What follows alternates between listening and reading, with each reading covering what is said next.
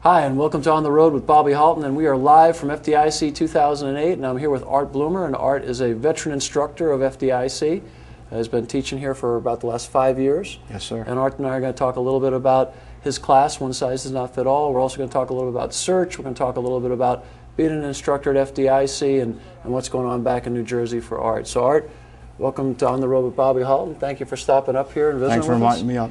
So you've been teaching for about 3.5 years, 4 years, or? I've been, I started out as a hot instructor, doing a fixed burn class, and got the interest to do a classroom presentation, get myself out, larger venues, so excellent opportunity here, and I really appreciate the chance to do it. And we appreciate that. And Art's one of the guys that we're really reaching out to, the guys that can do both. In other words, we have a huge cadre of hot guys that come in and teach, and then the mystique has always been you do your hot and then hang out for the rest of the week. Yep. And we bring in a whole other crop of guys to do the inside classroom stuff. But going forward, what we're looking for is to be able to take the guy that can do both worlds. You know, do fixed burn or do search or do Absolutely. You know, whatever you're doing hands-on, and then come into the classroom and talk about it. I think that's probably the real connect we've been looking for over the last few years to make FDIC more successful. So one of the tips we wanted to get out there to the folks that are listening to us today is if you want to get on the ticket and you're on a hot team, well, it's almost a guarantee you can get in the classroom if you got a good classroom presentation you can put together. Absolutely. So how did you come up with One Size Does Not Fit All? It's a great It was title. a concept. I was looking at a topic I could work with. I do a lot of truck work in my department, so I was looking at an area that seemed to be a little bit lacking with class presentations. I just looked back through a few of the old directories. I said there wasn't a lot on search. I said, well, let me come up with a search class, but I just didn't want to have a plain class on just left-hand or right-hand search and oriented search. So I thought of a topic that kind of gave a little bit of a size-up opportunity. So when you get to the incident scene, what you've already got pre-planned and all that, knowing your response area was very important, but looking at certain things that were happening already on the fire scene and how it was going to affect if I'm the company that's going to work to search, what the other companies on scene were doing, if the engine company was doing its job to its best ability, if it was running into problems, because that's going to affect my search.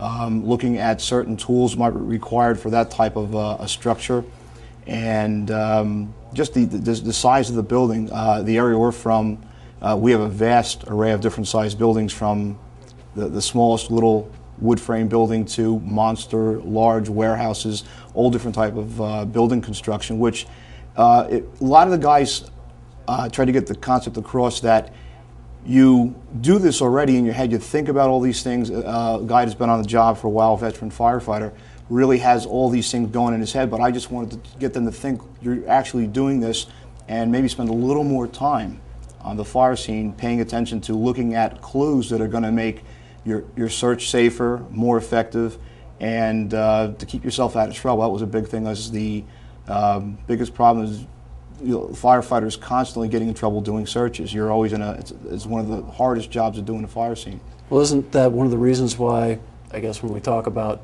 guys getting lost or disoriented, they're actually guys doing search? If you look, I think if you look back at a lot of the guys that have unfortunately, you know, paid the ultimate sacrifice, it's been during a search situation.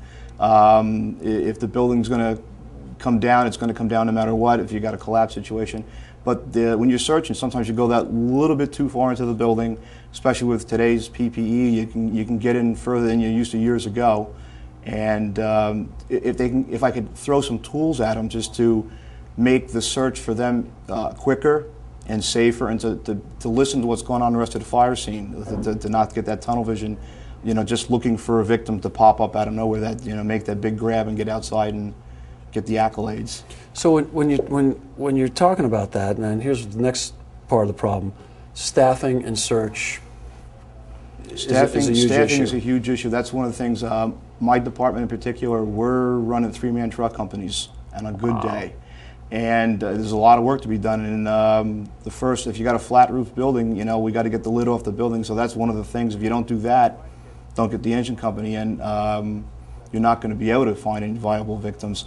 The big thing with running short trucks, and we try to get the priorities straight, where the chief has got his hands full with a lot of stuff going on, and it's easier if I can give these guys the tools and think about like how am I going to get in there and search quicker. And the manning issue is a huge problem, and it's within most departments. I think there's a lot of problems going on. We just out here this week, and we're getting phone calls back from guys about a lot of layoffs starting to come down to Jersey with all the fiscal problems. So it's only going to make it worse. Well, it's a cascade of issues. If you start to have cutbacks on the engine and the truck, the most fundamental things have to be addressed first. Search being one of them. How do you prioritize it? I mean, you got to put the fire out, or the firefighter's in danger. Absolutely. You got to ventilate, or the firefighters can't put the fire out. And then search. Yeah, you're not always presented with that victim at the window. It's Sure. the people that and sometimes you're not getting the right information. Sometimes you have language barriers, and you're trying to get the information from people. But if they're not hanging out the window, you have to go looking for them, and it makes it harder with less people. You really can't do a good, concise, and safe search with just a short-staffed engine or truck company. So how did it feel being inside the classroom? Were you good with it? Yeah, the first year I did it, it was a little rough. I've done a lot of I work with smaller groups. The first year I was out here, I was kind of overwhelmed. And then this year coming out, this is my third year doing the presentation. I'm getting much more comfortable. And they put me in a bigger room this year, and it was a little bit more overwhelming.